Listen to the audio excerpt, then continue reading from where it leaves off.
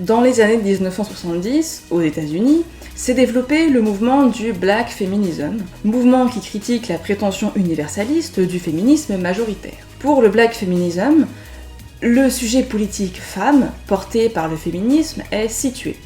C'est la figure d'une femme blanche, hétérosexuelle, de la bourgeoisie. Le féminisme ignore les questions raciales, questions qui, aux États-Unis, avec un siècle de ségrégation post-abolition de l'esclavage, sont particulièrement brûlantes. Alors vous me direz, en France, on a des questions similaires qui sont dues au passé colonial et aux mouvements de population qui en ont résulté. Mais, à la différence des États-Unis, la France, pour contrer le racisme, a tout misé sur une rhétorique universaliste devant mener à l'égalité. Tout ce qui relève de l'ordre de la différence est considéré comme relevant du privé.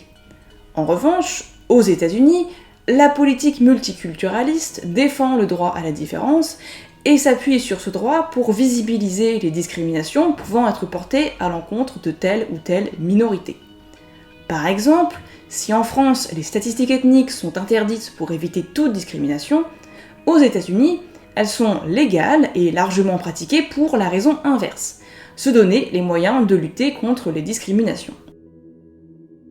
Par conséquent, il y a bien eu dans les années 70 un féminisme noir, comme il y a eu un black feminism aux États-Unis, et ce avant même l'introduction de la pensée théorique du black feminism qui est arrivée plus tard à la fin des années 2000, eh bien ce féminisme il n'a pas pu prendre l'ampleur qu'il a prise aux États-Unis à cause de raisons de politique nationale tout simplement. Bref, le black feminism états-unien des années 70-80, porté entre autres par les textes d'Audre Lorde et Bell Hooks, pointe du doigt les impasses du féminisme universaliste, c'est-à-dire d'un féminisme aveugle aux différences de situation des femmes. Ici, le sens du terme universalisme semble se décaler sensiblement. On passe d'un universalisme qui refuse de considérer la différence sexuelle ou la différence ethnique pour que chaque individu soit également traité en droit et en fait, à un universalisme de la condition féminine.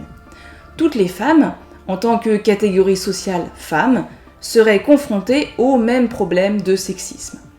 Ces deux gestes universalistes sont similaires dans leur manière de traiter les problèmes de discrimination, par l'occultation de la différence. Pour le black feminism, le féminisme universaliste, en tant qu'il s'engage à ne pas voir les différences entre les individus, ne parvient pas à voir les discriminations qui ont lieu de fait, malgré l'universalisme des droits. En effet, force est de constater que les expériences des femmes diffèrent considérablement.